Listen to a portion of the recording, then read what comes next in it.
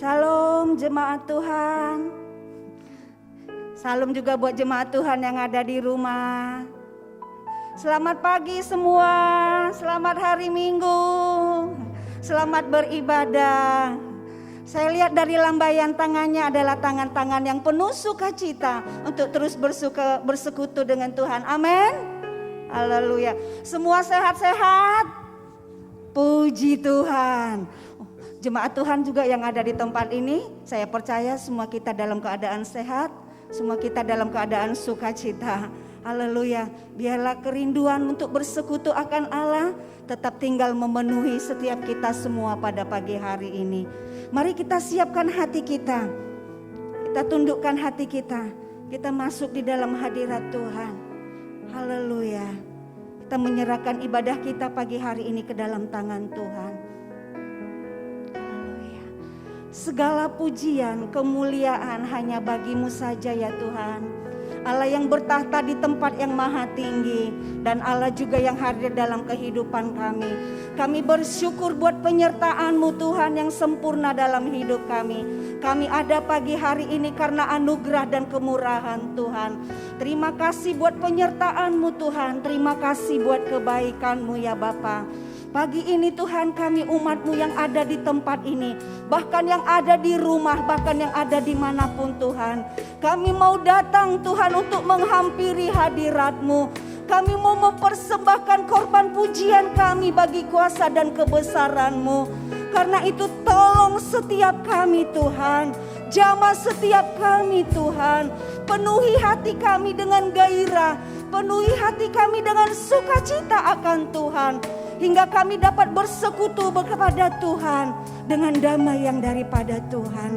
Terima kasih Bapa di dalam sorga. Terima kasih Tuhan. Di dalam nama Tuhan Yesus Kristus kami siap memuji Engkau pada pagi hari ini. Haleluya, haleluya.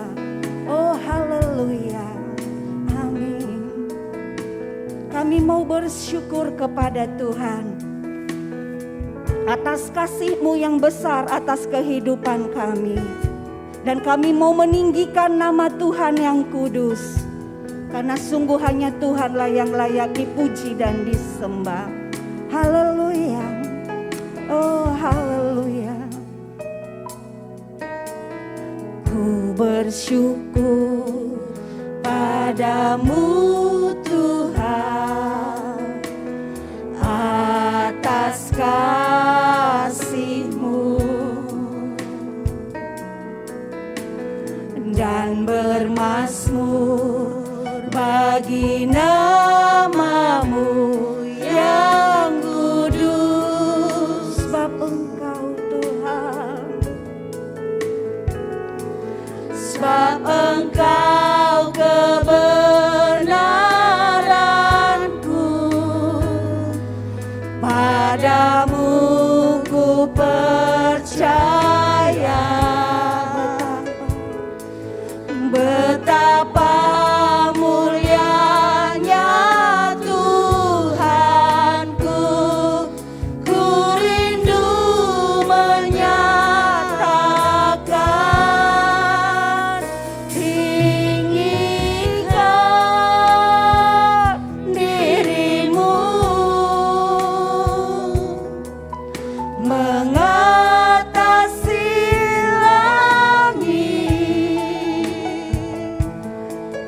kebesaran-Mu Tuhan,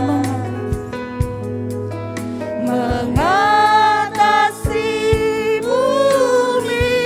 Tinggikan, tinggikan diri-Mu, mengatasi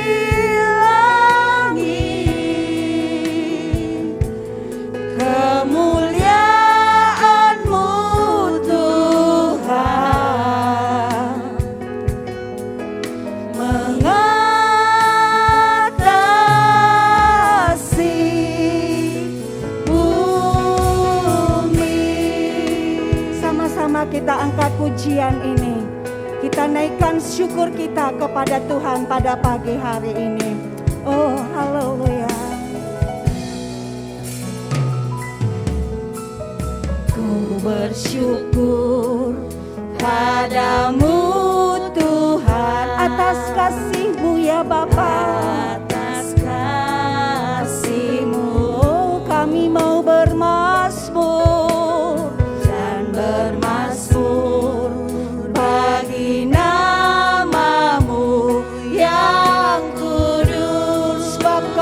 kebenaran kami Tuhan, sebab Engkau kebenaranku,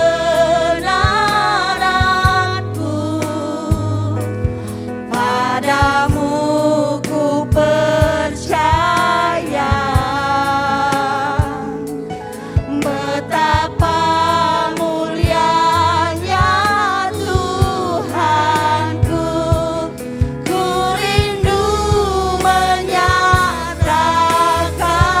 Oh, tinggikan dirimu ya Tuhan, mengatasi langit,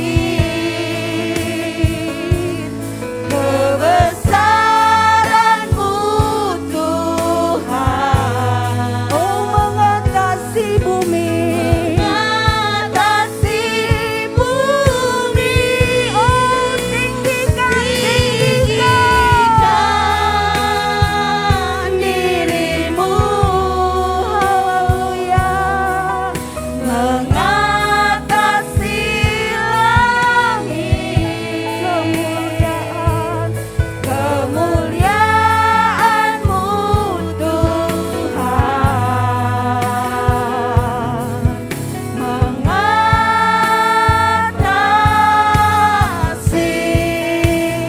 bumi. Angkat hatimu, angkat tanganmu, katakan tinggikan dirimu, haleluya.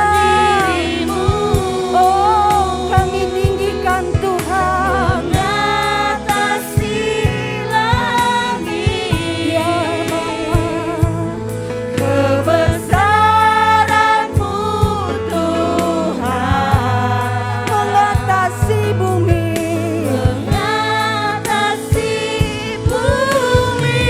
oh, tinggikan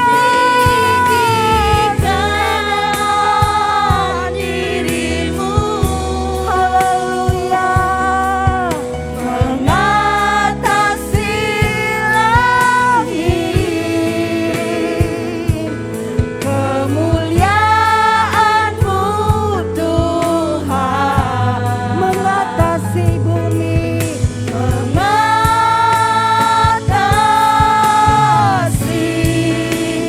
bumi. Oh, tinggikan dirimu,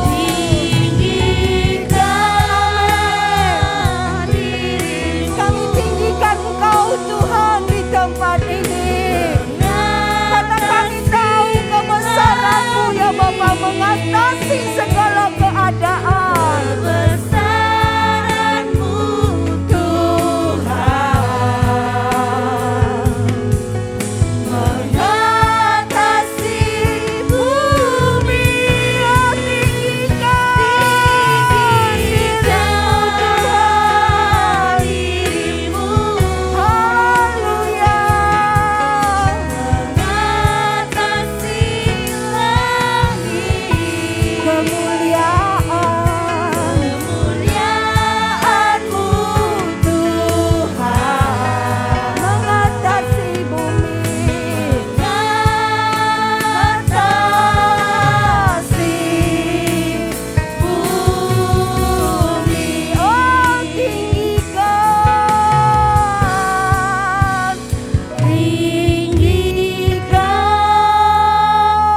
dirimu ya Yesus, kami tinggikan Kau Tuhan, mengatasi langit, ya Bapa, kebesaran-Mu Tuhan, mengatasi bumi, tinggikan dirimu, mengatasi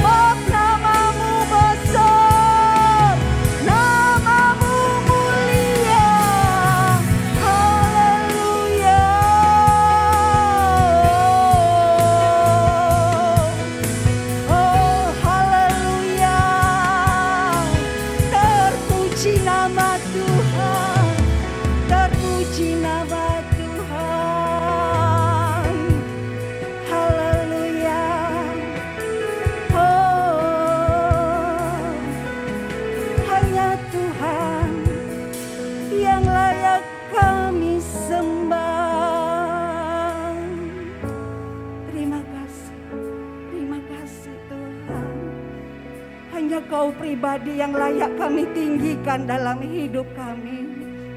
Apapun keadaan kami pagi hari ini Tuhan, hanya Tuhan satu-satunya pribadi yang layak ditinggikan.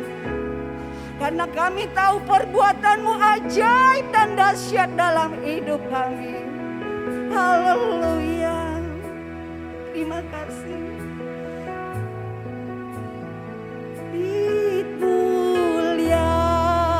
Dimuliakan, ditinggikan. Saya undang jemaat Tuhan bangkit berdiri. Ditinggikan. Kau Yesus Tuhan. Yesus Tuhan. Kau Raja kami. Kau Rajaku. Oh yang bertahta. Dan yang berkuasa.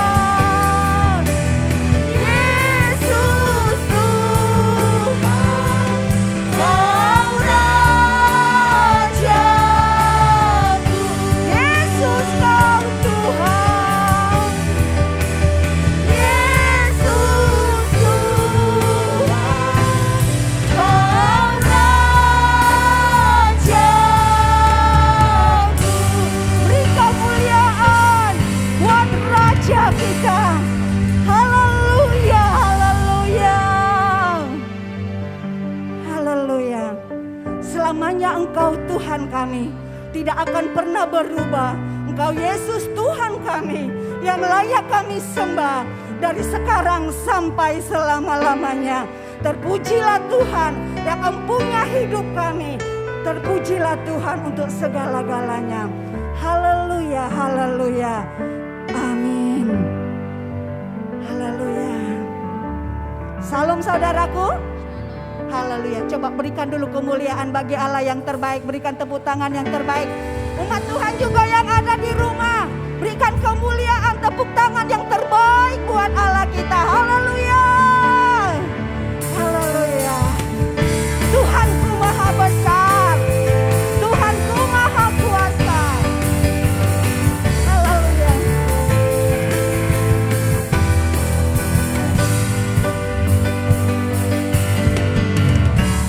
Tuhanku maha besar. Tuhanku maha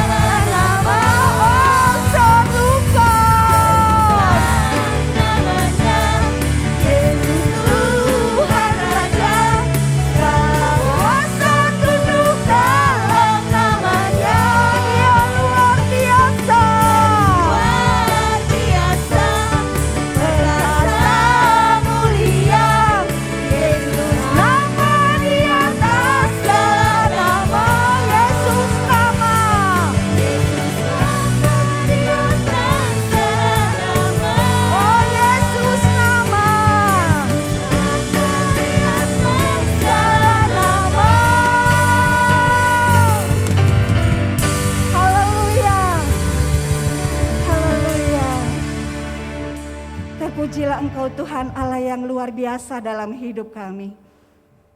Allah yang sanggup mengatasi segala keadaan. Allah yang terus memberikan kami kekuatan dan sumber pertolongan di hidup kami. Terima kasih Tuhan. Terima kasih. Sebentar kami akan menerima kebenaran firman-Mu Tuhan. Tolong jamah setiap kami. Lawat setiap kami. Urapi kami Tuhan. Terima kasih.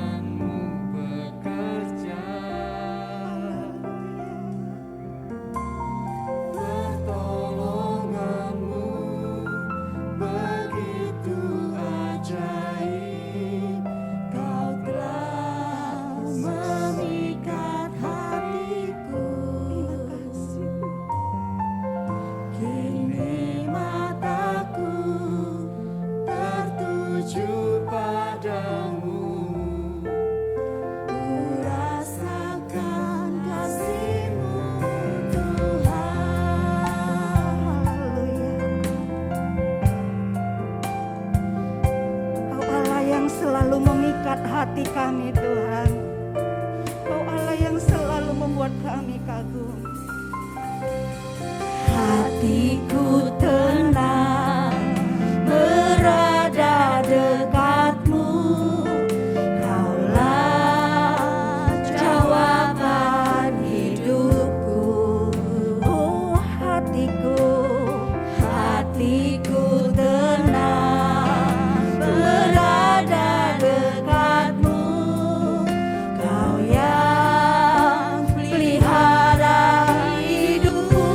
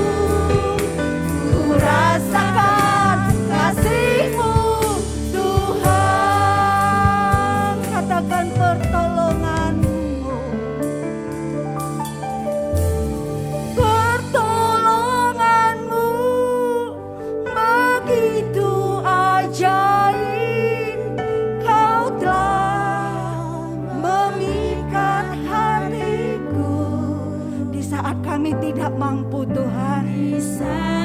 Di situ kami rasakan tangan kuasa-Mu bekerja dalam hidup kami. Kau memberikan kami kekuatan, Kau memberikan kami kesembuhan, Kau memberikan kami pelepasan. Pertolongan-Mu begitu ajaib, Kau telah memikat hatiku. Kini mata kami hanya tertuju kepadamu. Tertuju padamu. Ku rasakan kasih-Mu Tuhan. Ialah nama Yesus kita karyalah namamu. Oh, kami bersyukur Tuhan. Kami bersyukur.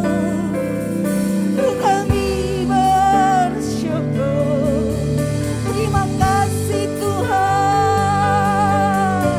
buat lawatan-Mu atas hidup kami. Di saat kami tidak berdaya Tuhan, Kau datang menjamah kami. Terima kasih Yesus. Syukur bagi-Mu Tuhan. Oh,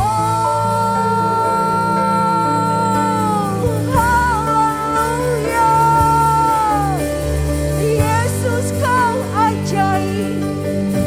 Yesus Kau dahsyat.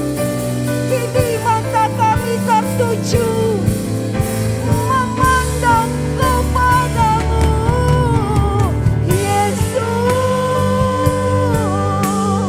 Haleluya. Terima kasih Tuhan. Terima kasih.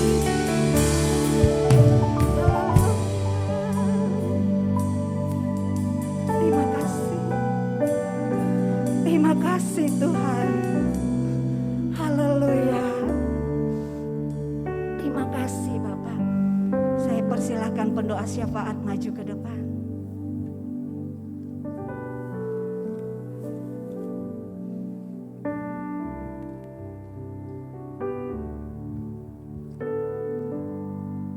Shalom Bapak Ibu sekalian. Adapun pokok doa kita pada minggu ini adalah untuk Tuhan memberkati peraturan pemerintah nomor 78 tahun 2021 tentang perlindungan khusus bagi anak yang diundangkan pada 10 Agustus 2021 supaya dapat dijalankan dengan murni dan konsekuen. Kemudian untuk generasi muda supaya dapat hidup kudus, memiliki semangat dalam belajar dan berkarya sehingga dapat berguna bagi bangsa Indonesia dan memperlihatkan nama Tuhan. Mari kita bersatu dalam doa. Syukur Tuhan, syukur Bapa, terima kasih atas berkat-Mu Tuhan, baik sepanjang hari ini, sepanjang minggu dan sepanjang hidup kami Tuhan. Kami tahu Tuhan Engkau tidak akan pernah meninggalkan kami Bapa. Tuhan, kami berdoa untuk pemerintahan kami Tuhan, untuk negara kami Indonesia Bapa, berkatilah Bapak Presiden, berkatilah Bapak Gubernur, berkatilah Bapak Bupati Tuhan, yang memberikan peraturan-peraturan agar dapat mengayomi masyarakatnya dan bukan untuk memberatkan masyarakatnya namun untuk membantu masyarakatnya. Terus khusus Tuhan, kami juga berdoa Tuhan untuk peraturan pemerintah yang terbaru Tuhan, peraturan pemerintah nomor 78 tahun 2021 Tuhan tentang perlindungan anak.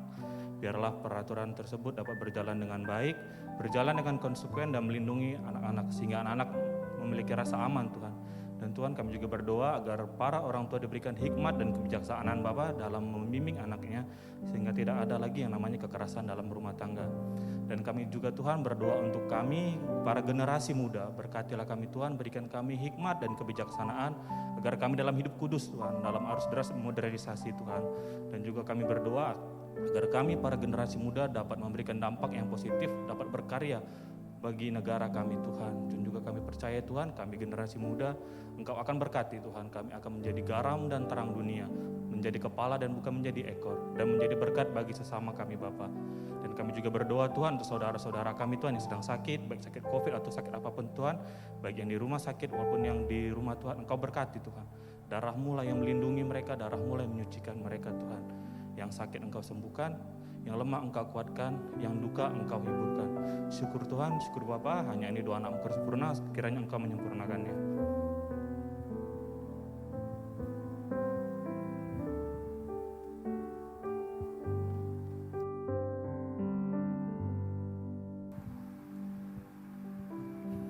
Terima kasih Bapak, berkati juga pemberitaan firman-Mu, biar firman itu seperti benih yang jatuh ke tanah hati kami yang subur, dan firman itu berbuah, dan buahnya bertahan sampai dalam kekekalan. Tolong hamba-Mu, tolong kami sekalian, supaya tidak seorang pun terlewatkan. Urapi dan berkati kami, supaya kami terus tinggal di dalam kebenaran, dan membaginya kepada orang-orang di sekitar kami.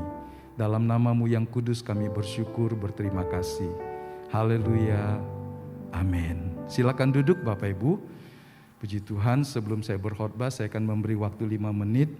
Kira-kira begitu ya, buat pendeta muda Solvianus Ambesa yang pertengahan Agustus yang lalu telah melangsungkan pernikahan di Pulau Rote. Dia sudah datang untuk kemudian minggu depan dan selanjutnya akan meneruskan pelayanan penggembalaan di Jagaraga. Mungkin sambil sekalian bisa mengenalkan istrinya ya. Sekaligus juga selamat datang di wilayah Batu Raja, Ogan Komering Ulu. Mari saya persilakan 2 orang. Ya, hanya 5 menit saja ya. Jangan cerita panjang-panjang. Oke. Ya, Shalom. Ya, buat Bapak Ibu semua, saudara-saudara yang dikasihi Tuhan, kami pertama-tama bersyukur, berterima kasih kepada Tuhan karena telah memberkati kami, mulai dari rangkaian acara pernikahan kami, mulai dari pertunangan, kemudian sampai dengan hari pemberkatan nikah tanggal 11 Agustus kemarin. Sekalipun di masa pandemi, tapi semua dapat berjalan dengan baik. Semua itu karena kasih dan kemurahan Tuhan.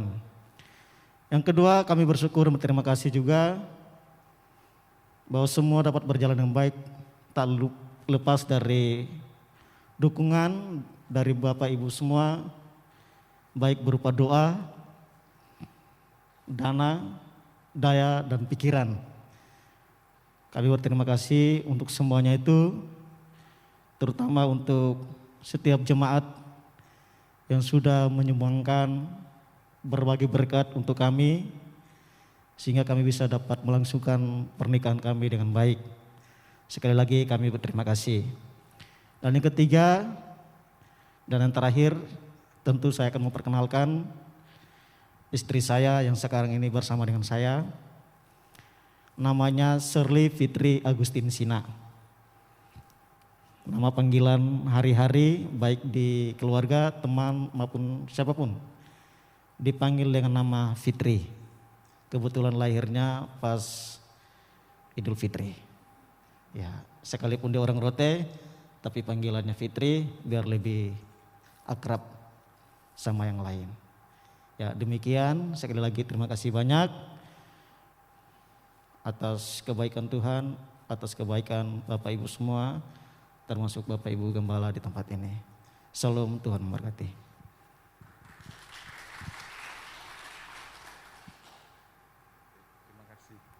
Terima kasih Fitri. Ya, doakan supaya mereka bisa menggembalakan dengan baik, karena tidak mudah menjadi seorang gembala. Ya, gembala bukan hanya seorang yang berkhotbah, tetapi juga memberikan keteladanan dalam hidupnya. Dan kadang-kadang orang tidak perlu merasa diajari, karena setiap orang merasa sudah dewasa dan berhak dalam hidupnya. Sehingga penggembalaan juga harus penuh dengan kesabaran, ketekunan, kasih, dan seterusnya. Nah, puji Tuhan, saya kemarin melihat bahwa Batu Raja sudah lebih baik sedikit ya. Orange dia turun ya. Ya, doakanlah bahwa sejalan dengan kemajuan vaksinasi yang dilakukan pemerintah, angka penularan semakin rendah, Dan anak-anak yang umur 12 tahun sepertinya juga sudah mulai supaya mereka bisa sekolah tatap muka. Saya ingat Presiden mengatakan bahwa kalau mau kelas tatap muka harus semua sudah vaksin. Karena itu akan memberikan banyak manfaat perlindungan bagi mereka. Kalau tadi kita juga doakan pelaksanaan dari Undang-Undang Perlindungan Anak, berarti ada hak-hak anak yang orang tua tidak boleh rampas. Supaya orang tua tidak berpikir bahwa ini anak saya. Tetapi ketika negara masuk melalui peraturan perlindungan anak, Anda harus mendidik anak sesuai dengan hukum dan kebenaran. Jadi bukan semaunya ya, termasuk hak-hak mereka untuk mendapat perlindungan, vaksin dan seterusnya. Jangan berpikir sempit dan dangkal sehingga merasa ini anak saya, mau-maunya saya, enggak ya. Doakan supaya orang-orang Kristen bisa menjadi teladan dalam melakukan peraturan-peraturan pemerintah maupun juga peraturan dalam firman Tuhan. Baik, shalom buat Bapak Ibu Saudara baik yang di gereja maupun yang di rumah. Bersyukur kepada Tuhan di tengah keadaan Tuhan pelihara kita. Ada yang sakit, ada yang bergumul dengan persoalan pribadinya dan seterusnya, pekerjaan, usaha. Tapi saya percaya bahwa respon kita sangat menentukan, bukan krisisnya. Kemarin kita belajar tentang bagaimana merespon krisis dalam hidup. Dari hal yang kecil sampai hal yang kompleks. Kebergantungan dengan Tuhan dan bertindak dalam iman akan membuat kita keluar dari krisis sebagai seorang pemenang. Bukan karena kita, tetapi karena Tuhan yang bekerja di dalam kita. Sebab mengandalkan diri sendiri akan membuat kita lemah dan gagal. Tapi mengandalkan Tuhan, betapapun panjangnya jalan itu, betapapun mungkin terasa lamanya lorong gelap itu, tapi percayalah Tuhan tidak pernah salah menuntun langkah hidup kita. Dia tahu apa yang dia sedang kerjakan, termasuk melalui pandemi yang masih panjang ini. Kiranya kita menemukan tujuan Tuhan dan kita menjadi orang yang menang. Bagaimana seorang disebut kuat dan menang kalau dia tidak bertahan, kalau dia tidak masuk dalam pertandingan, kalau dia tidak menyelesaikan bagiannya. Tuhan pasti menolong kita. Teruslah berpegang pada kebenaran ini. Kita tidak bisa menghindar kenyataan dari fakta, tetapi bersama Tuhan kita dimampukan untuk menghadapinya. Puji Tuhan.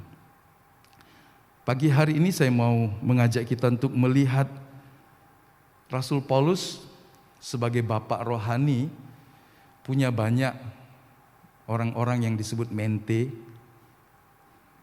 anak-anak rohaninya, termasuk juga Timotius. Nah, pesan yang penting adalah bagaimana kita bisa menjadi seorang diaken, diakonos, pelayan, servant of Lord, ya. Pelayan Kristus yang baik, yang benar. Tentu tidak sekedar status, tidak sekedar melayani dan melakukan apa. Kenapa kita harus melayani Kristus? Karena dia raja kita, dia penebus, dia Tuhan. Kita memperhambakan diri kepadanya dengan rela karena dia telah melakukan bagiannya juga dengan kasih. Ingatlah ini, dia tidak wajib menebus kita. Dia tidak wajib mati di kayu salib. Dia tidak wajib menanggung dosa kita. Tetapi dia melakukannya karena kasih. Dan orang yang telah dikasihi dengan pengorbanan yang begitu mahal, sangat pantas dan wajar kalau dia menghambakan diri dengan penuh kasih. Tetapi itu juga harus ada di dalam kriteria yang Alkitab berkata, seorang pelayan yang melayani Tuhannya dengan baik. Jadi dia dalam masa mudanya telah memberikan banyak dampak bagi orang di sekitarnya. Sebagai pembinanya, Paulus memberikan banyak nasihat dan tentu saja nasihatnya pasti berguna bagi kita kalau kita mau menerapkannya. Jadi meskipun surat penggembalaan ditujukan kepada anak rohani yang bernama Timotius, tapi hari ini biarlah kita menerimanya sebagai sebuah pesan, nasihat bagi kita pribadi, supaya kita bisa memiliki hidup yang berdampak yang positif tentunya bagi lingkungan. Kita bisa bertumbuh, berkembang. Nah, yang pertama ketika Paulus berkata di dalam 1 Timotius pasal yang keempat, ayat yang ke-6 saya bacakan buat kita. Dengan selalu mengingatkan hal-hal itu, dalam terjemahan yang lain mengajarkan. Jadi mengingatkan itu berarti juga mengajarkan berulang-ulang ya. Kadang-kadang tidak cukup sekali, tetapi sesuatu yang baik harus diulang-ulang. Tapi heran, yang tidak baik itu kadang-kadang tidak perlu diajarkan orang melakukannya.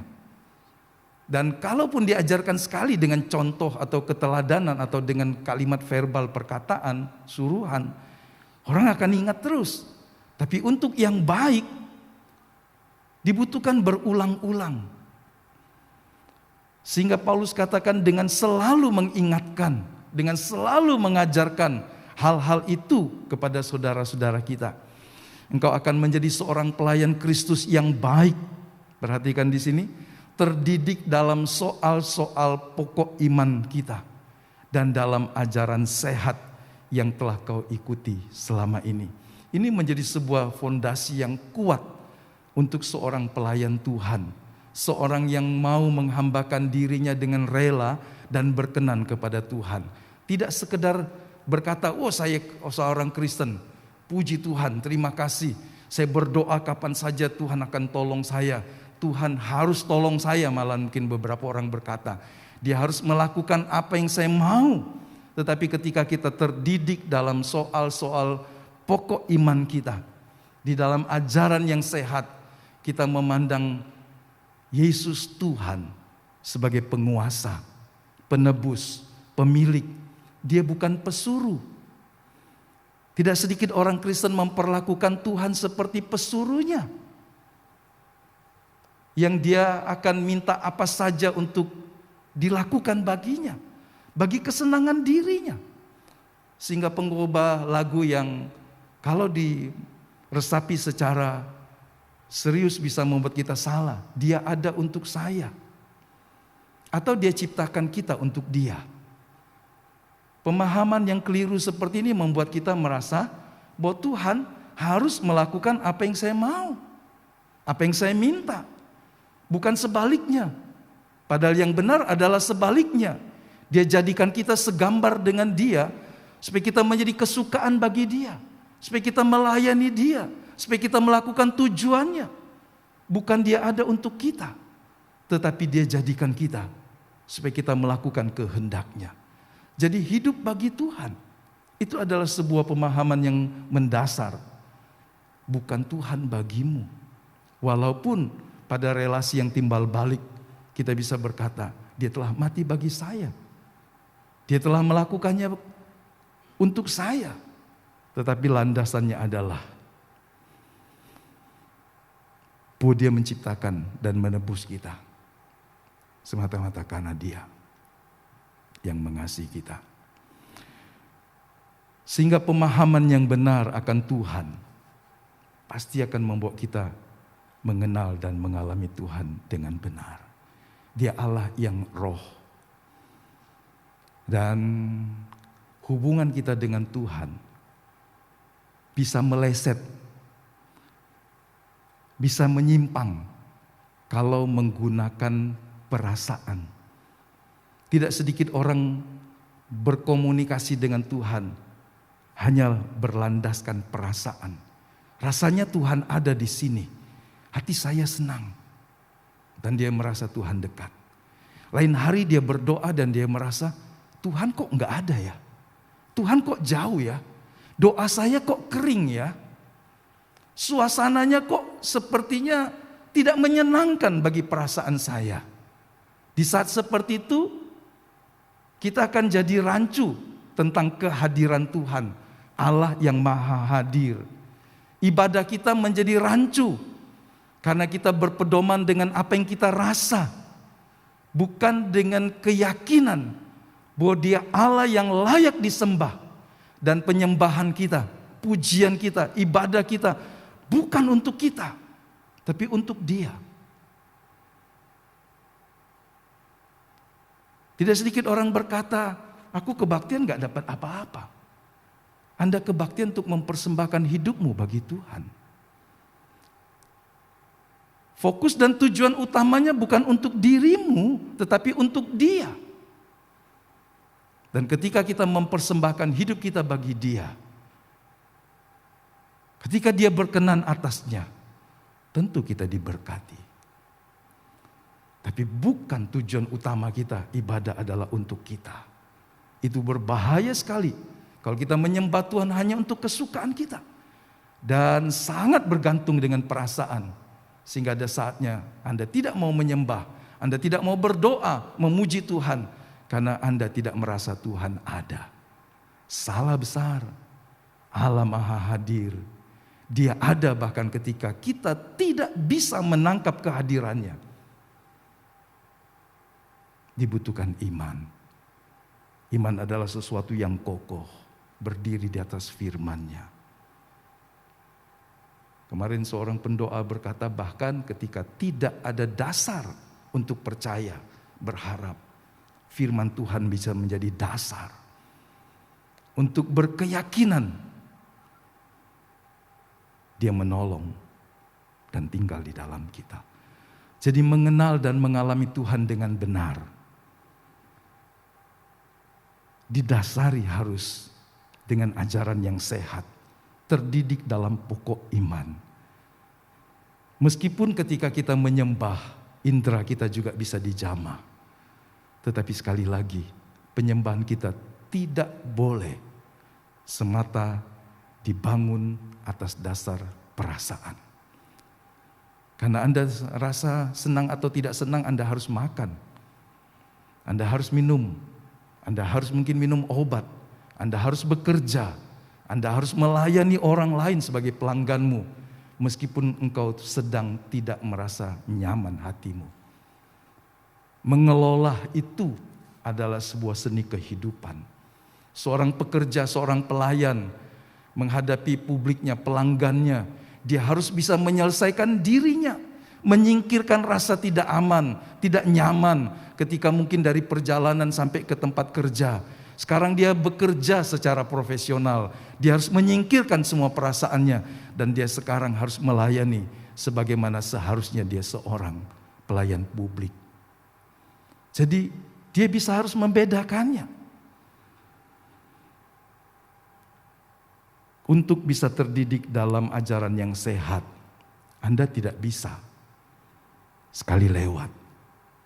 Tidak ada keahlian yang membawa seseorang jadi profesional kalau dia sekedarnya, sekenanya, asal-asalan. Tapi harus sediakan waktu yang cukup untuk membaca dan belajar firman Tuhan. Belajar firman Tuhan tidak harus hanya oleh mahasiswa sekolah-sekolah teologi, sekolah Alkitab. Setiap anak-anak Tuhan, setiap orang percaya, untuk bisa membangun hubungan yang benar dengan Tuhan, dia harus belajar firman Tuhan. Tentu sebatas kemampuan dia menyerap. Anak sekolah minggu pun bisa mengerti firman Tuhan sebatas kemampuan dia. Ajari dia tentang Tuhan, dia bisa menyerapnya. Saya berterima kasih dan menghargai guru-guru sekolah minggu yang berdedikasi mengajar anak di masa pandemi. Ada banyak cara menghampiri anak-anak di rumah. Saturday Kid Class, ya. Itu pertemuan khusus anak-anak umur 5 tahun ke bawah mungkin ya. 5 tahun ke bawah. Mereka sudah bisa berdoa. Mereka mengerti firman. 5 tahun ke bawah, balita. Orang tua mungkin tidak pernah berpikir mengajari anak umur 5 tahun ke bawah. Tapi Tuhan memakai guru-guru sekolah minggu di sini untuk melengkapi mereka. Tentu jangan bandingkan anak umur 5 tahun dengan anak 15 tahun. Mereka bertumbuh. Saya punya pengharapan generasi kanak-kanak sekarang. di tengah tantangan dunia teknologi, mereka juga dibentengi dengan kebenaran firman Tuhan. Anak-anak Madia juga begitu. Mereka belajar firman Tuhan. Saya ingin berkata Bapak Ibu, jika Anda punya anak, Anda tidak boleh mengambil hak mereka untuk dididik dalam kebenaran. Beri mereka waktu, dukung mereka, karena itu hak mereka. Untuk mendapatkan akses diajar dengan firman Tuhan di tengah pandemi. Jangan mereka hanya main. Ada waktunya main. Tapi ada waktunya juga orang tua berkata, nak, ini harus kau sediakan waktu. Itu hak mereka. Mereka tidak mengerti. Tapi Anda orang tua mengerti. Ada hak-hak anak untuk diajar. Supaya mereka mengalami Kristus dari masa mudanya. Dari masa kecilnya. Belajar firman Tuhan dari apa yang mereka bisa serap. Percayalah, anakmu akan tumbuh menjadi pribadi yang bahkan melampaui Anda. Jika dia dari kecil dididik untuk belajar Tuhan, firman Tuhan, dan berhubungan dengan Tuhan dengan benar. Bandingkan dengan generasi Bapak Ibu, mungkin Anda tidak mendapatkan kesempatan untuk belajar firman Tuhan secara intensif setiap minggu. Di tengah pandemi, bukanlah halangan untuk anak-anak dilengkapi. Ingatkan mereka, sediakan sesuatu yang bisa membuat mereka belajar. Jangan ganggu mereka dengan kesibukan di saat-saat mereka harus berbakti kepada Tuhan. Belajar firman Tuhan. Baik hari Sabtu, baik hari Jumat mereka berdoa. Baik mereka hari Minggu mengikuti kelas-kelas sekolah minggu. Karena ada breakout room yang bisa membagi anak-anak dalam satu pertemuan dengan beberapa kelas.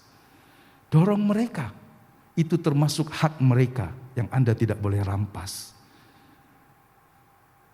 Berikan mereka dorongan untuk punya cukup waktu belajar dan berhubungan dengan Tuhan. Yang paham orang tua katakan amin. Ya. Ingat itu hak anak. Undang-undang perlindungan anak. Saya ingin katakan itu termasuk di dalamnya. Meskipun tidak disebutkan mungkin, saya belum membaca itu. Tetapi secara rohani mereka berhak dibina sebagaimana layaknya anak-anak Tuhan. Nah, ajaran yang sesat digambarkan sebagai perkataan yang menjalar seperti kanker ya.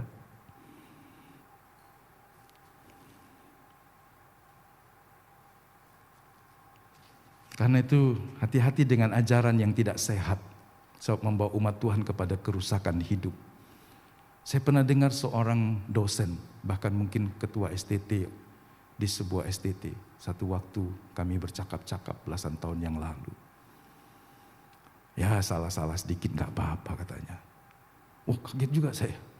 Kalau salah mengajar, dianggap tidak berbahaya. Saya kaget saudara. Dokter harus sekolah bertahun-tahun. Orang yang meracik obat harus belajar. Gak boleh dengan pengetahuan seadanya. Campur sana, campur sini. Pengalaman saya cocok, pengalaman kamu cocok. Enggak. Harus belajar sekolah. Sehingga kita mengenal ada dokter gadungan. Pasti juga harusnya ada pendeta gadungan. Pengajar gadungan. Pengajar palsu. Kalau ketidaksengajaan itu hanya berbicara tentang sesuatu yang tidak prinsip, okelah. Kamu sembahyang ngadep kemana? Oh ngadep ke mimbar. Enggak, harusnya ngadep ke depan. Itu enggak berbahaya. Tapi ajaran ketika menyangkut tentang pokok-pokok iman dan keselamatan, itu sangat berbahaya. Bisa mendatangkan kerusakan hidup sampai kebinasaan kekal. Kalau orang salah makan, mules, diare, ya kan? Ada antibiotik yang cukup untuk menolongnya. Tapi kerusakan karena firman Tuhan itu tidak mudah disembuhkan, saudara. 1 Timotius pasal 6 ayat 4 sampai 5 dalam versi bahasa Indonesia sehari-hari.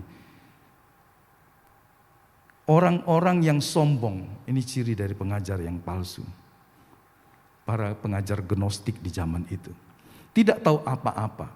Penyakitnya ialah suka berdebat dan bertengkar mengenai istilah-istilah. Termasuk istilah pengagum Yahweh dan penentang nama Allah.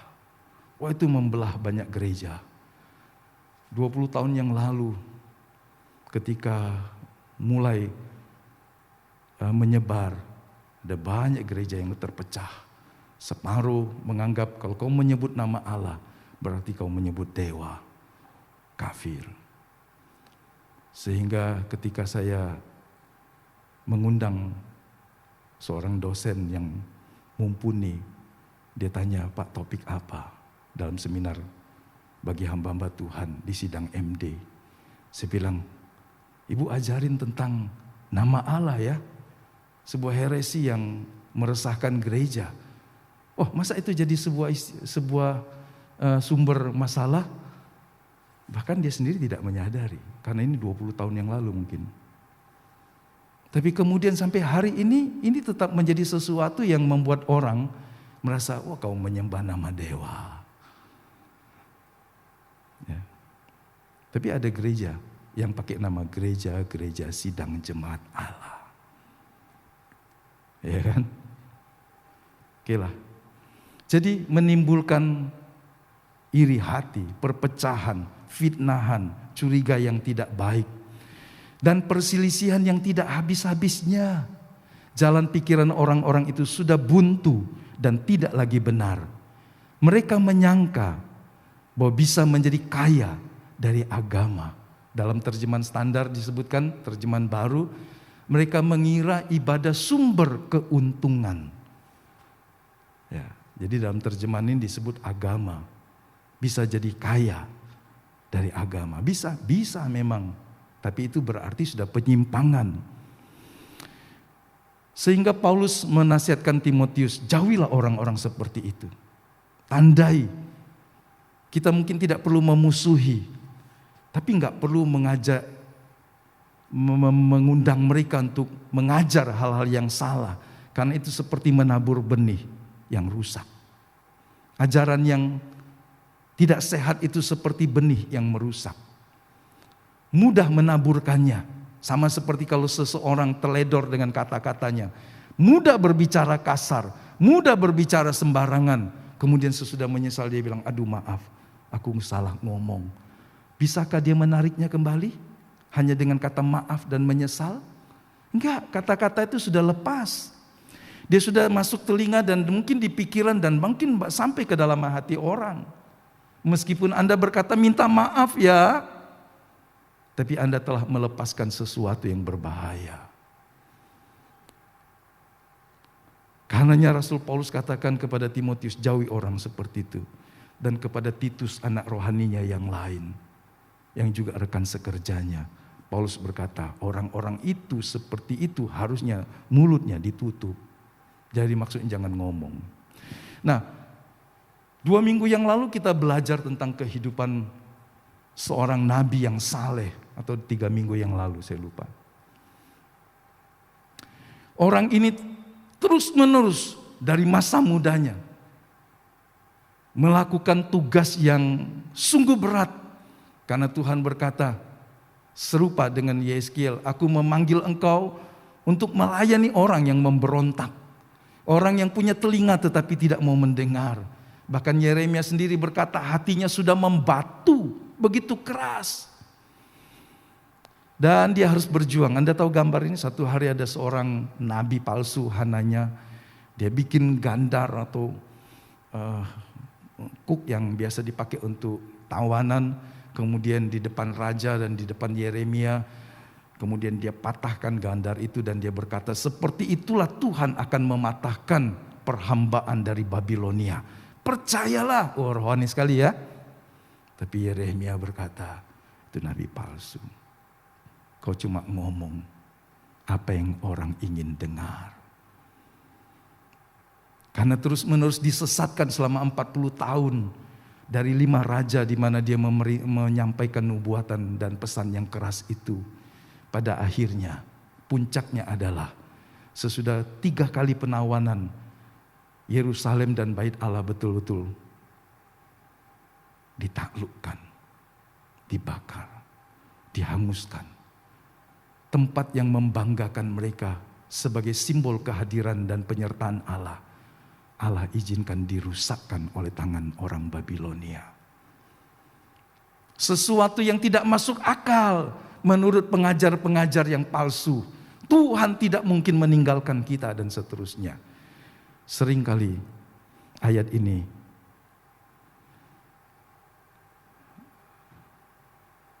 dipakai untuk mengingatkan kita, dan celakanya sampai hari ini pun ada hal-hal yang karakteristiknya sama.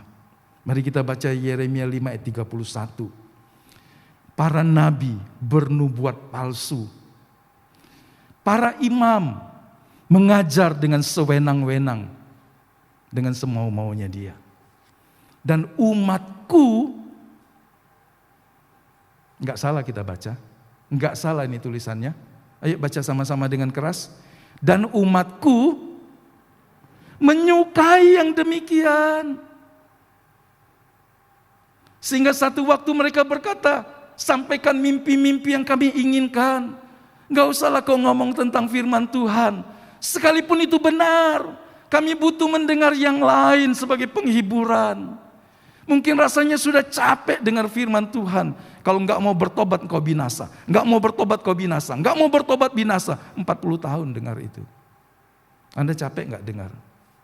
Kalau Tuhan memakai orang tua, memakai pendeta, memakai istri, memakai suami, memakai guru sekolah minggu, memakai siapapun juga untuk mengingatkan engkau. Kalau engkau tidak mau bertobat, engkau binasa. Serahkan dirimu kepada Tuhan. Taklukkan hatimu yang keras itu untuk dibajak dan dibentuk Tuhan. Bertahun-tahun, belasan dan puluhan tahun. Sehingga mereka dengan sadar berkata, kami mau dengar sesuatu yang lain, yang menyenangkan telinga dan hati. Sehingga ada hukum penawaran dan permintaan di dunia, supply and demand. Apakah ini juga berlaku dalam dunia rohani? Ketika umat Allah menyenangi yang begini, maka muncullah pengkhotbah-pengkhotbah. Seperti pada zaman Nabi Yeremia yang bernubuat palsu, yang mengajar sewenang-wenang untuk apa yang orang ingin dengar. Perhatikan, jangan mendengar khotbah, jangan membaca ayat hanya untuk apa yang kita ingin dengar dan kita merasa senang dan nyaman. Karenanya dorongan kepada setiap kita adalah baca dan terima semua kebenaran firman Tuhan. Kalau ada yang kurang paham, doa dan renungkan. Tapi bacalah terus, jangan hanya senang tentang Mazmur.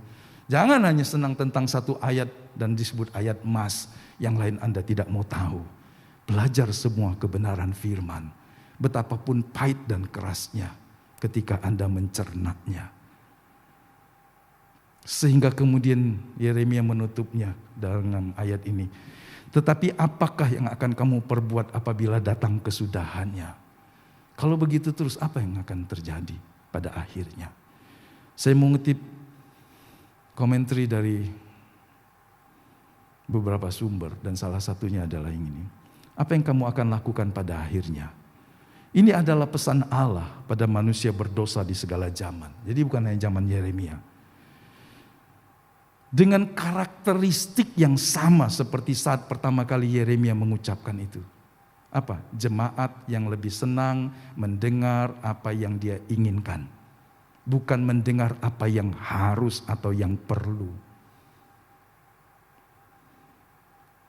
Paulus pernah mengatakan kepada Timotius, kan muncul saatnya orang memanggil guru-guru, pengajar-pengajar untuk memuaskan telinganya yang gatal. Pada hari itu jika semua dosamu yang tak terampuni melawanmu. Ini kutipan dari komentar ini. Jika Yesus Kristus yang telah tersalib bagimu itu mundur. Ada kata bagimu, saya kurang tambahkan. Jika Roh Kudus yang telah sekian lama berjuang menyertaimu dan kini berbalik menentangmu. Jika Allah Bapa memalingkan wajahnya darimu, maka semuanya sudah terlambat. Jangan berpikir bahwa ajaran yang palsu, ajaran yang sesat dan tidak sehat, tidak berbahaya. Satu hari akan membuat orang tidak lagi berpusatkan kepada Kristus Tuhannya. Tetapi dalam semuanya, dirinya dan keinginannya lah yang ditinggikan dan dipertuhan. Itulah yang terjadi dalam hidup bangsa Yehuda maupun Israel yang ada di utara. Ketika mereka terus mengeraskan hati sehingga bencana itu datang. Karena itu Paulus ajarkan, tegaskan kepada Timotius, awasilah dirimu dan awasilah juga pengajaranmu. Hendaklah engkau setia melakukannya. Melakukan semuanya itu. Sebab dengan demikian engkau akan menyelamatkan baik dirimu sendiri maupun orang-orang yang mendengarmu. Jadi ketika seorang salah mengajar pada pokok-pokok iman dan mencampurinya dengan Injil yang lain, kabar yang lain yang hanya menyenangkan telinga, itu akan membinasakan orang. Sehingga Timotius diingatkan, ajarkan yang benar. Awasi dirimu supaya enggak menyimpang. Ada orang menyimpang tapi ajarannya benar. Kan bingung itu kan? Ada orang benar tapi ajarannya menyimpang. Bisa enggak gitu? Ada orang menyimpang dan ajarannya menyimpang. Apapun kombinasinya, jangan dipikirin. Kalau ajarannya keliru, Anda harus menguji dan membuangnya. Ada orang berkata, apa yang aku sampaikan ini mungkin salah, tapi ini pengalaman saya. Anda harus mengujinya dengan apa? Dengan firman Tuhan. Orangnya baik, tulus, tapi ajarannya keliru, bengkok, kacau. Karena salah makanan, salah asupan. Anda harus berani mengujinya. Bukan hanya karena dirinya, tetapi juga ajarannya. Karena bisa saja orang benar salah ajaran, salah mengajar. Karena sumbernya keliru, karena dia memiliki harapan-harapan tertentu tentang Tuhan, sehingga dia bisa keliru. Jadi pribadinya dan ajarannya harus menjadi sebuah ukuran. Rasul Petrus ingatkan begini, sebagaimana nabi-nabi palsu dahulu tampil di tengah-tengah umat Allah, demikian pula di antara kamu akan ada guru-guru palsu.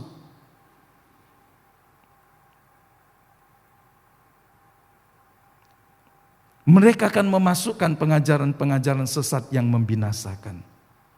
Jadi pengajaran sesat itu membinasakan jiwa. Bahkan mereka akan menyangkal penguasa yang telah menebus mereka.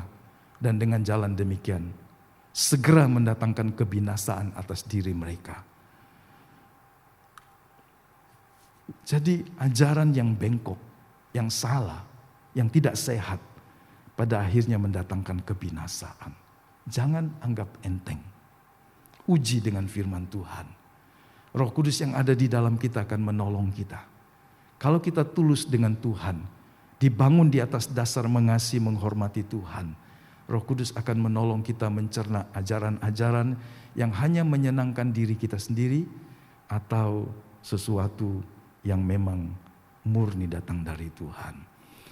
Rasul Yohanes mengingatkan bahwa Roh Kudus yang ada di dalam kamu lebih besar dari roh dunia ini, dan dia bisa memampukan kamu untuk mengalahkannya. Jadi jangan takut maksudnya. Pesan Rasul Yohanes adalah jangan takut. Kau bisa mengalahkan, mengatasi, menguji setiap roh itu dengan firman Tuhan. Karenanya kita harus belajar. Yang kedua, yang diminta dari seorang agar bisa menjadi pelayan Tuhan yang baik, dia harus berdisiplin dalam beribadah. Ya kan, ini pasti gambar sebelum pandemi ya. Atau orang sudah vaksin semua? Ya, belum, sebelum pandemi ya. Disiplin doa pribadi, persekutuan pribadi. Kalau ada suami istri, ada kakak, adik, anak, kita bisa melakukannya dalam kelompok kecil.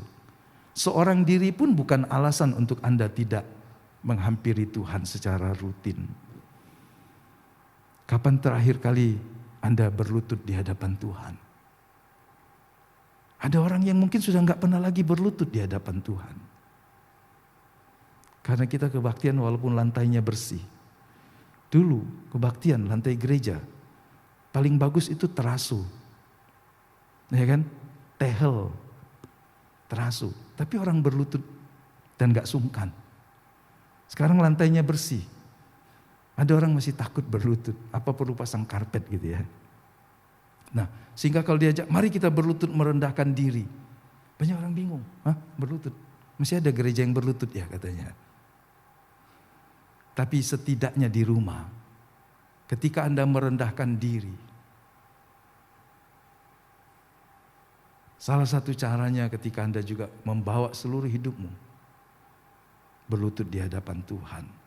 Bukan sikap lahiriah semata-mata, tapi sikap lahiriah juga bisa mencerminkan hormat kita kepada Tuhan. Betul ya, orang bilang body language. Bahasa tubuh juga, kalau Anda menghormati dan menghargai seseorang, Anda pasti nggak bicara. Apa? Gitu? Enggak. Bahasa tubuh juga menentukan, menggambarkan, walaupun yang paling penting dari hati. Ya. Sehingga kita bisa kebaktian dengan mengangkat tangan. Kalau worship leader mengajak berdiri, Anda di rumah boleh dong berdiri, boleh. Kalau ada anaknya bilang, ngapo mama nih berdiri. Worship leader ngajak kita berdiri. Oke ya, yang di rumah ya Bapak Ibu ya. Oke. Jangan selonjoran kalau kebaktian. Ya.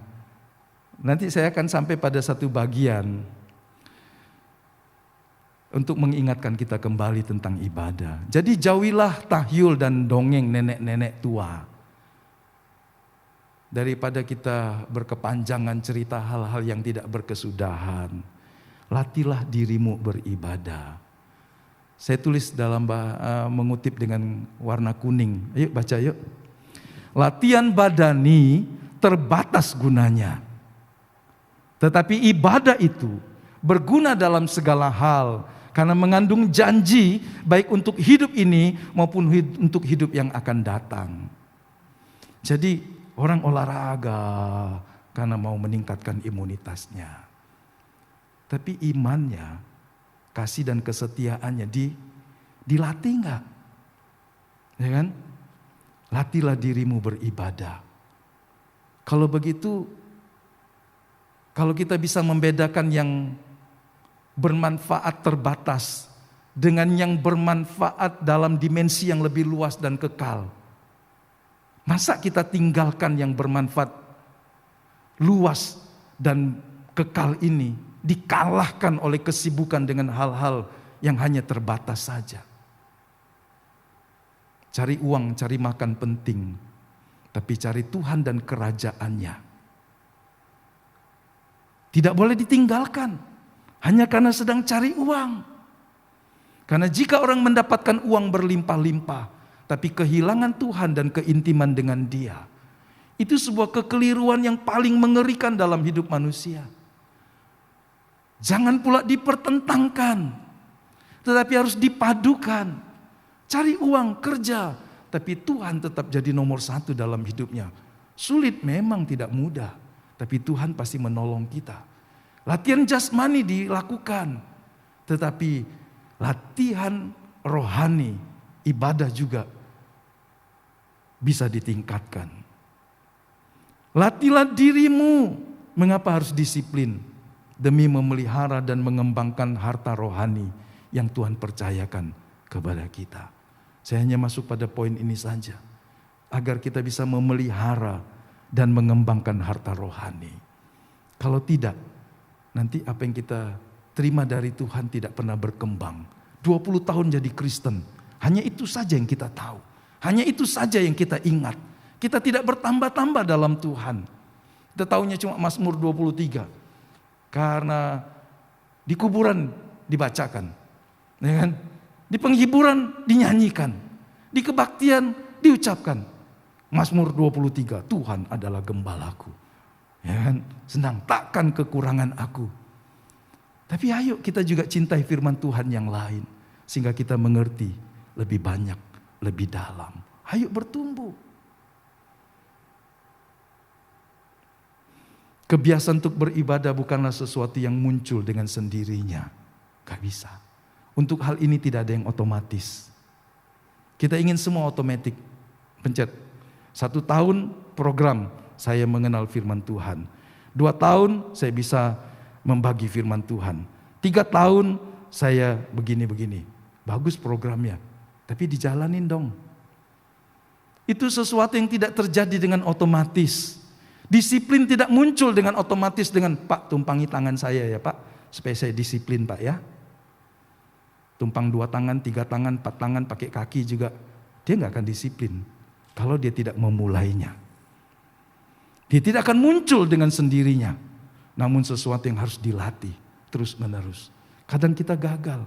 Kadang kita lupa. Tapi lakukan lagi. Gak apa-apa. Pada masa pandemi ini ibadah dapat dilakukan baik secara online maupun onsite. Namun jangan sampai kehilangan hakikat dari ibadah. Apa hakikat ibadah? Sebuah bentuk penghormatan tertinggi manusia kepada Tuhan Allah. Tahun yang lalu kita membahasnya panjang lebar berminggu-minggu. Tentu luas, tapi dalam sikap yang khusus kita bisa berkata, menonton orang beribadah dari rumah. Dan beribadah di rumah bersama dengan orang di gereja, itu 2 hal yang berbeda. Maka saya mendorong Bapak Ibu yang di rumah, kalau tidak ada halangan dengan sinyal, Anda boleh buka videonya. Karena yang disebut berkoinonia itu bisa saling memandang. Ya kan? Nah, coba kita lihat yang di rumah nih. Karena itu di setting hanya yang buka video saja yang muncul. Boleh kita lihat di rumah? Ya. Nah, wajah yang cantik dan segar. Oke, kasih senyum dong untuk Tuhan. Ya, alangkah indahnya kalau kita berbakti bisa saling melihat. Walaupun tidak hadir di gereja. Jangan di rumah jadi penonton yang di gereja dan penonton yang di Zoom yang terbuka videonya. Karena ibadah adalah bentuk penghormatan yang tertinggi kepada Tuhan. Terima kasih. Oke. Kita lanjut. Nah, orang yang rindu untuk mengenal Tuhan, tentu rindu untuk beribadah, baik pribadi maupun bersama. Jadi konsekuen.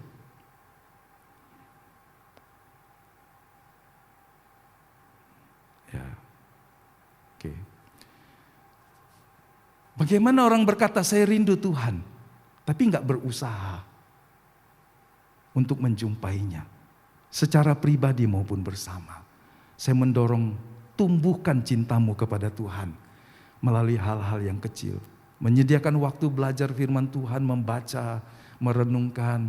Terlalu banyak sumber yang kita bisa akses untuk melengkapi pengertian kita tentang Tuhan. Yang penting jaga, jangan sembarang makan. Ya. Karena hal-hal yang rohani juga seperti makanan bisa membuat kita tidak bertumbuh karena banyak junk food. Nah, tekun memelihara harta abadi dalam bejana tanah liat. Mengapa kita harus tekun? Karena tadi dikatakan punya janji baik untuk hidup ini dan yang akan datang. Hartanya itu harta yang mahal dan kekal, yaitu Kristus yang ada di dalam kita. Keselamatannya, janji-janjinya, dan pribadinya sendiri lewat rohnya yang kudus diam di dalam kita. Itu seperti harta yang mahal. Tetapi casing luarnya itu cuma tanah liat. Sehingga betapa berbahayanya jika yang berharga mahal ini tidak dijaga. Karena dia tidak tersimpan dalam peti baja. Tetapi dia tersimpan dalam peti, dalam bejana, dalam wadah tanah liat yang mudah retak dan pecah. Kalau yang di luarnya retak dan pecah, maka dia bisa saja kehilangan harta yang terindah, kececeran hilang. Mari kita membaca 2 Korintus 4 ayat 7. Tetapi harta ini, harta yang kekal, Kristus dan keselamatan, kerajaannya dan janji-janjinya yang kami punyai ini ada di dalam bejana tanah liat. Itu menggambarkan tubuh kita ini fana, terbatas. Makanya tadi Paulus berkata latihan jasmani untuk tubuh yang fana ini terbatas. Bermanfaat enggak? Bermanfaat banyak, tapi terbatas. Hanya untuk hidup sekarang. Ingatlah sesehat apapun Anda dan saya, satu hari kita akan mati. Anggukkan kepalanya dan tanda setuju. Tapi sebelum mati kalau bisa jangan sakit-sakitan. Betul enggak? Supaya tidak sakit-sakitan ya jaga dirimu. Salah satunya olahraga, tidur yang baik, asupan yang baik, pola hidup yang baik. Tapi itu terbatas, cuma untuk tubuh jasmani. Sebagus-bagus kita merawat itu bejana tanah liat. Satu hari pecah juga. Satu hari seperti kemah, tenda dibongkar juga. Tapi isinya itu kekal, berharga mahal. Harga yang di dalamnya. Jangan hanya luarnya saja. Banyak kali kita terjebak salah. Yang didandani yang luarnya. Retak sedikit dipoles. Ya kan? Betul enggak? Semua waktu kita, pikiran dan bahkan uang kita habis untuk dandani bejana tanah liat ini. Tapi manusia rohaninya tidak pernah dikasih makan. Tidak pernah dipelihara. Tidak pernah dikembangkan. Orang itu jahat dan tidak adil. Dia hanya merawat tubuh jasmaninya. Tapi manusia rohaninya kering kerontang. Orang itu jahat dengan dirinya sendiri. Yang dipikirin cuma tubuh jasmani. Padahal itu cuma bejana tanah liat. Dia kejam terhadap manusia rohnya. Tidak memberikan waktu. Tidak memberikan asupan. Untuk manusia rohaninya berkembang. Karena tidak berhubungan dengan uang. Karena tidak berhubungan dengan makan, minum, pakaian. Dianggap itu tidak penting. Sehingga hubungan dengan Tuhan. Kebutuhan manusia rohaninya dinomor sekiankan. Cari Tuhan sekenanya. Doa sekenanya. Kebaktian sekenanya. Seasal-asalnya. Asal ada saja. Manusia rohaninya tidak bertumbuh. 20 tahun jadi Kristen. Seumur hidup jadi Kristen. Dia seperti kanak-kanak. Egois. Sensitif. Mudah merajuk. Dan seterusnya. Tidak bertumbuh. Tidak bisa melayani orang. Tidak bisa jadi berkat buat orang. Tidak bisa menolong orang lain. Karena dia berkata saya juga susah. Ini gambaran manusia rohani yang tidak bertumbuh. Hanya tentang diri. Orang yang dewasa. Dia akan keluar menjadi berkat. Menolong. Melayani. Membagi. Sebab dia tahu. Satu waktu bejana tanah liat ini rusak dan pecah. Karena bejana tanah ini tidak kekal. Saya mendorong Bapak Ibu. Kalau saya harus bicara dengan seperti ini. Nada dan isinya. Supaya kita sadar.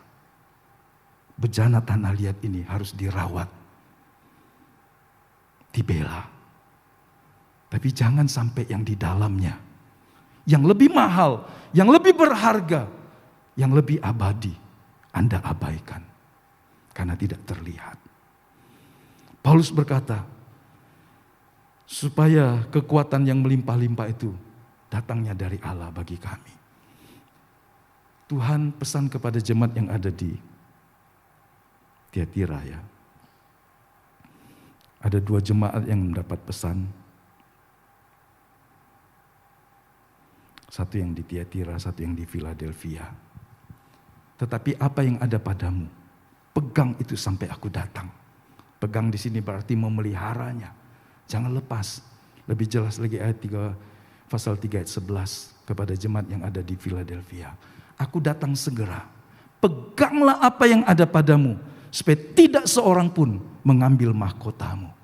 Jadi ada orang yang bisa kehilangan mahkotanya. karena tidak memeliharanya. Yang diurus selama hidup cuma tubuh jasmani.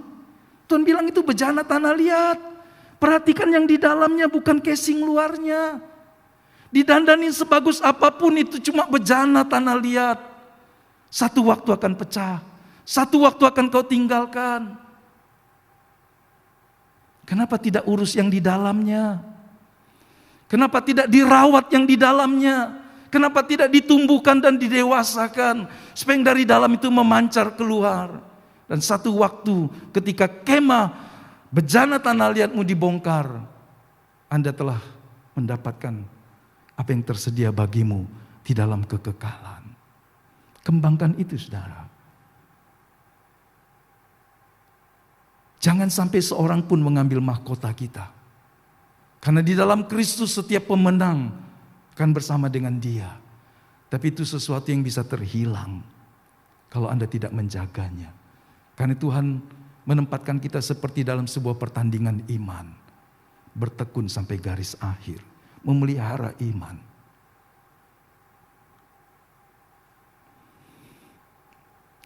Satu hari di sebuah benteng kuno Romawi di Yerusalem,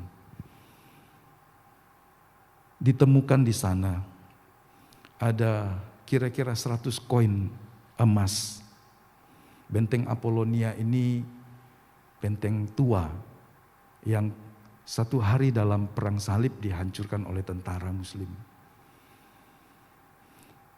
Dan serdadu Kristen, laskar Kristen yang sebelum itu dihancurkan dan dikalahkan, menemukan di benteng tua ini ada beberapa bejana kecil yang tidak utuh ya. Di situ tersimpan 100 koin uang emas yang tua. Ya dihancurkan di 1265 ya, 1265 Masehi. Koin ini diduga 200-300 tahun lebih tua dari benteng itu sendiri. Jadi ini koin yang mahal. Maksudnya kuno, mahal. Nah, koin-koin itu ini kata orang University of Tel di Tel Aviv.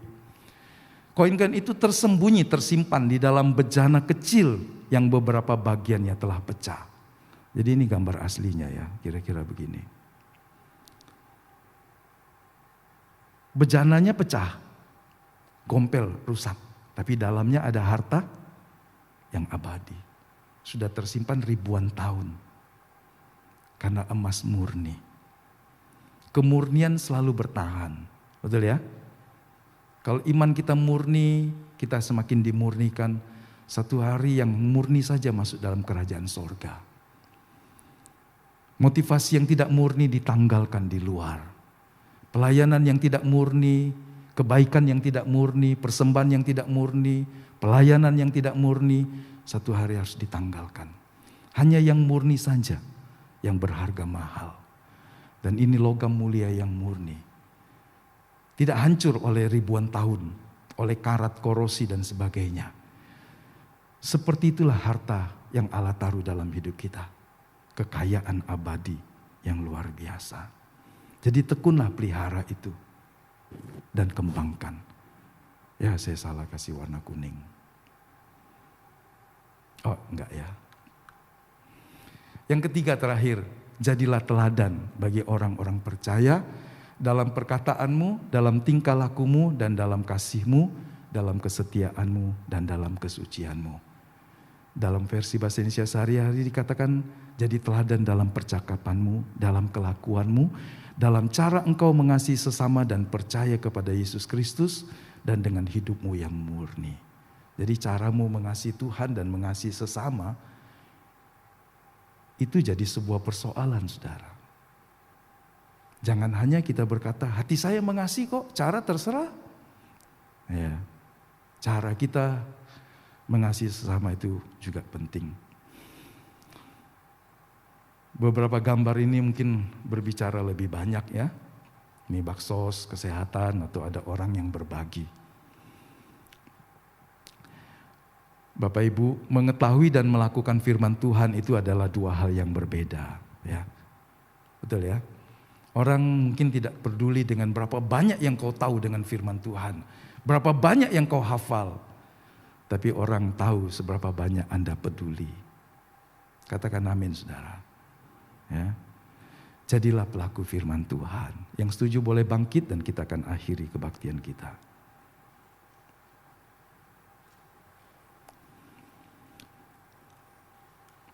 Pertolongan-Mu begitu ajaib, Kau telah memikat hatiku di saat aku tak sanggup lagi.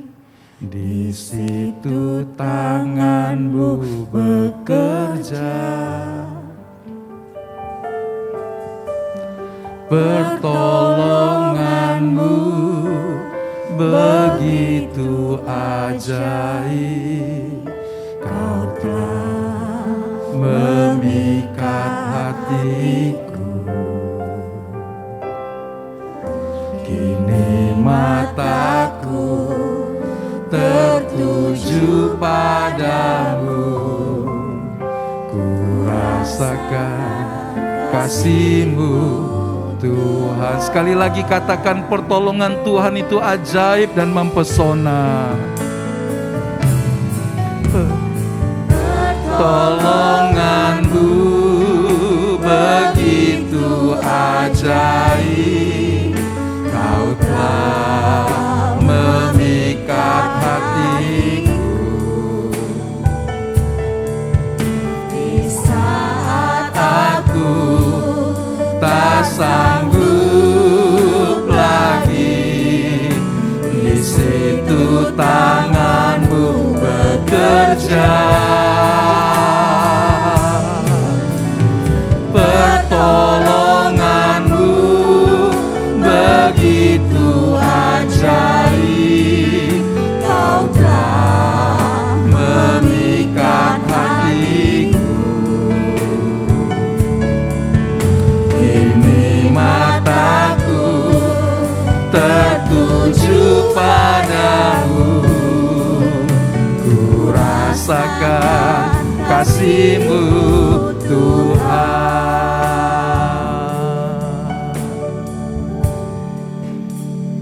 Mari kita semua berdoa, menyerahkan hidup kepada Tuhan untuk terus dididik dan dibentuknya, supaya dalam kefanaan di bejana tanah liat yang terbatas ini, harta rohani kita bertambah-tambah, kekayaan rohania kita bertambah-tambah, dan meluap, menyebar, tersalur kepada orang di sekitar kita.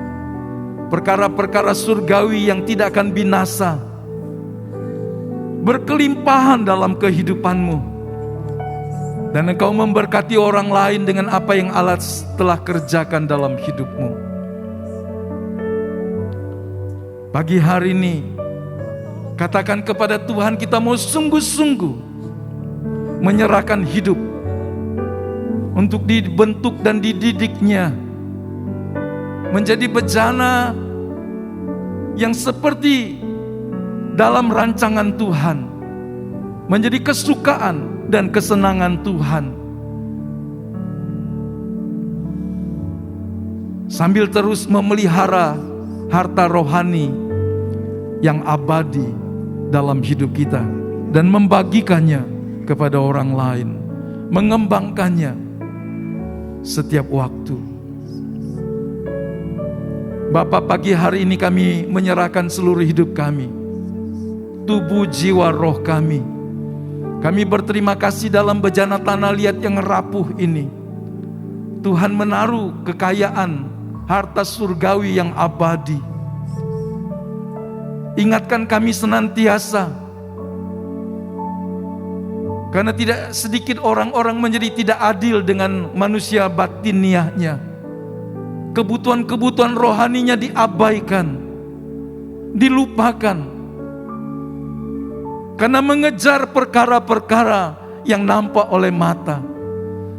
karena berorientasi semata kepada perkara-perkara yang materialistis. Tapi kami tidak ingin kehilangan harta yang berharga. Tuhan memberkati setiap anak-anak-Mu dalam segala pengembaraan di bumi. Tolong kami sekalian, supaya kami memiliki hati yang mengerti, yang mau melakukannya. Biar manusia batiniah kami menjadi makin dewasa, makin berbuah-buah, dan makin menjadi berkat bagi orang di sekitar kami.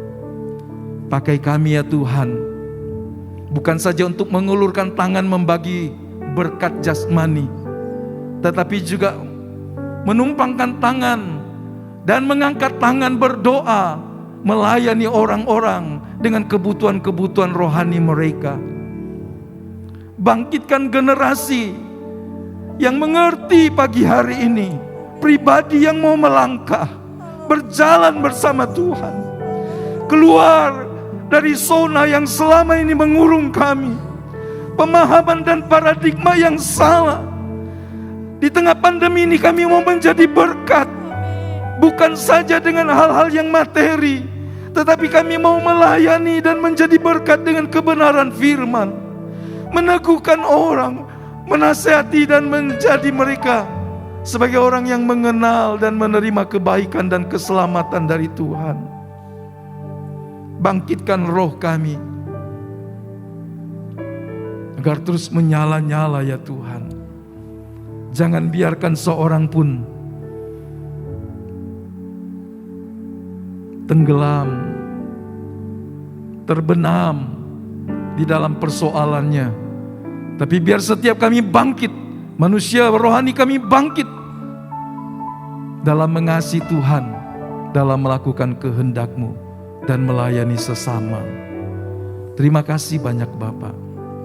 Berkati para pemuji, pemusik, multimedia, Asyir. Berkati kedua hamba-Mu untuk menjadi gembala di Jagaraga, menjadi berkat bagi jemaat dalam keteladanan, dalam sikap, dalam kesabaran dan sebagainya. Berkati kami sekalian untuk menjadi kepala keluarga, menggembalakan keluarga kami, istri dan seisi rumah kami, untuk mengasihi Tuhan dan bertumbuh di dalam Tuhan. Berkati saudara-saudara kami yang berbakti di rumah masing-masing, baik di Batu Raja, baik di kota-kota yang lain, supaya kami semua terus bertumbuh di dalam Tuhan dan berkenan kepada Tuhan. Terima kasih banyak Bapa. Segala persembahan, pujian, syukur kami hanya bagi Engkau saja. Berkatilah juga persembahan-persembahan kasih, persembahan syukur, persembahan-persembahan yang ditransfer. Tuhan memberkati semuanya bagi kemuliaan nama-Mu, untuk menjadi berkat bagi setiap apa yang Allah rancangkan. Terima kasih banyak Bapa. Kami mengucap syukur buat bulan Agustus ini, untuk kota Batu Raja yang berangsur menjadi zona orange. Kami berdoa sampai Batu Raja menjadi zona hijau. Kota-kota di Indonesia, di luar Jawa dan Bali juga menjadi zona hijau. Kami berdoa, kami mempercayakan kehidupan kami sebagai bangsa ke dalam tangan Tuhan. Terima kasih banyak Bapa, terima kasih. Dalam nama Yesus, kekasih-kekasih Tuhan, terimalah berkat yang sempurna dari Allah Bapa, kasih karunia dari Tuhan Yesus Kristus, dan persekutuan, pengurapan, penyertaan Roh Kudus memampukan kita hidup sesuai dengan kehendak Tuhan sekarang sampai selama-lamanya. Haleluya, haleluya, amin.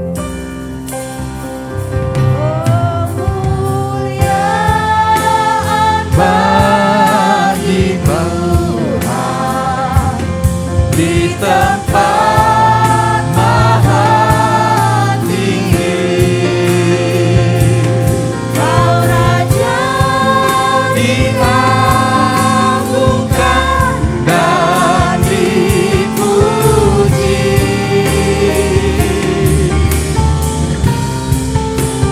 Datang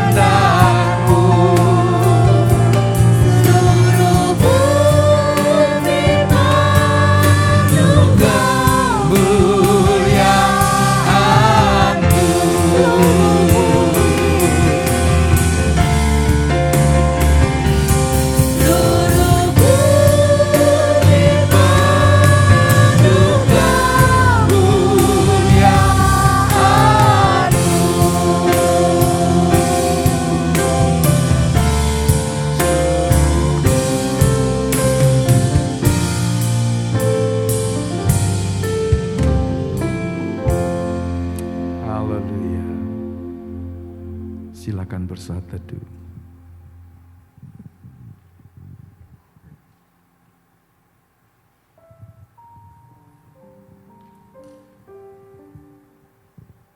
Amin. Puji Tuhan, selamat hari Minggu. Tuhan Yesus memberkati semua yang melayani, Tuhan memberkati ya, juga Bapak Ibu yang di gereja, Tuhan memberkati semua, juga yang di rumah ya. Ibu Hana ada di Ngawi ya. Ya, sama Mbah ya, salam ya. Ibu Ana, Cikgu, Ibu Afa, Ama Ayen di Solo ya. Ya, Bang Sihite, kemudian Kartini dan Alex, Agnes, Hendy dan Mary, ya di Palembang, mereka sedang ke Palembang ya. Ya, Bang Alen, Mbak Ika, kemudian Bu Ros, Leket dan Mary, Ibu Nelly, Pak Budi dan Ayub dan Lestari, sudah sehat semua. Ya, Mama Daniel, Tuhan berkati. Popolani, Tuhan berkati. Oh, Rizky juga kebaktian di rumah ya. Pak Wanto sekeluarga ya, puji Tuhan. Pak Marudut, Tuhan berkati ya. Sama Ibu terus. Oh ya, keluarga Pak Ferdi ya, Fides, Rika ya. Grandma, how are you? Ya. Puji Tuhan. Ibu Cube, kemudian Priscilla, Esther Evi, ya Esther Evi ya, ya puji Tuhan ya. Popotasia dan siapa di situ ya? Ya Shalom semua dengan Tasya kali ya. Limoy, Pedor, Disna, Asyong dan Yanti, Tuhan berkati. Cime, Tuhan berkati ya. Pak Opung Huta Barat, ya tetap sehat ya. Paulus dan Mehwa, Tuhan berkati. Ya Mas Widodo dan Sulis, ya puji Tuhan. April ya, puji Tuhan.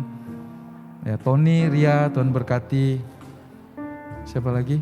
Nah, Bu Hegi, Tuhan berkati. Cik Febe, Tuhan berkati.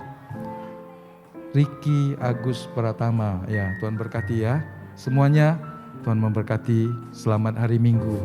Puji Tuhan.